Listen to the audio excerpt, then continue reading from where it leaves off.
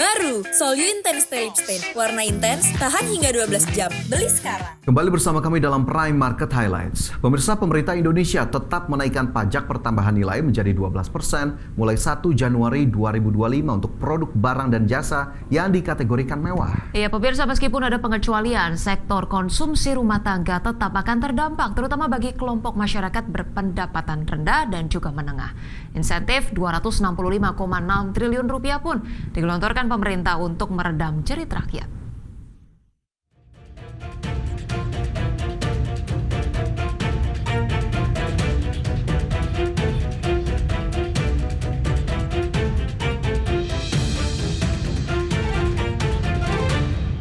Tarif PPN tahun depan akan naik sebesar 12% per 1 Januari.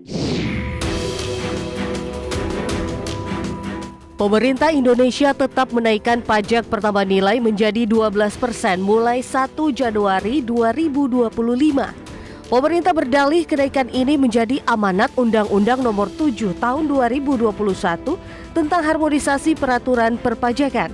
Kenaikan tarif ini bertujuan untuk meningkatkan penerimaan negara guna mendukung berbagai program pembangunan.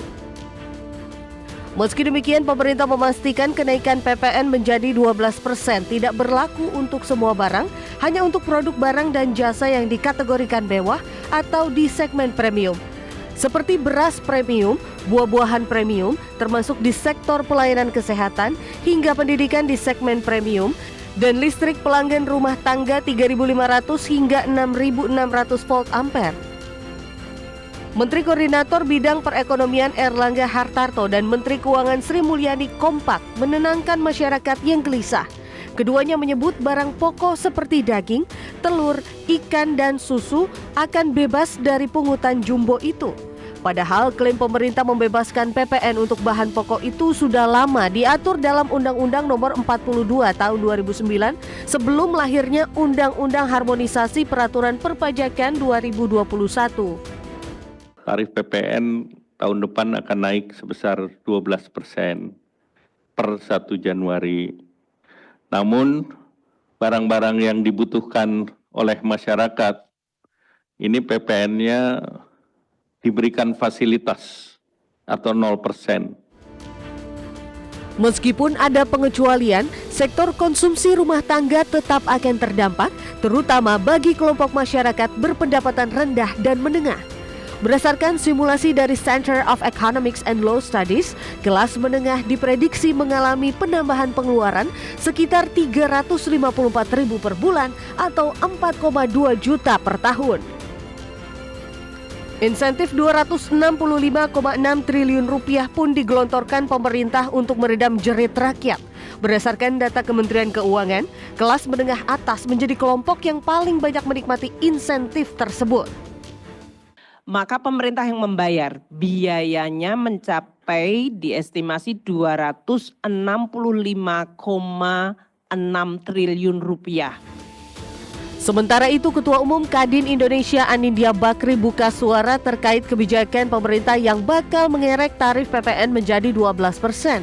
Pihaknya mengaku paham bahwa pemerintah memang membutuhkan peningkatan daya beli masyarakat guna berkontribusi terhadap target pertumbuhan ekonomi 8%.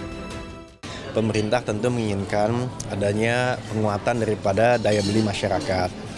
Nah, jadi program-program yang dilihat sekarang yang dicanangkan itu berupaya untuk mempunyai daya beli lebih baik dari masyarakat yang dibutuhkan, dan kedua juga government spending atau pengeluaran dari pemerintah yang lebih produktif.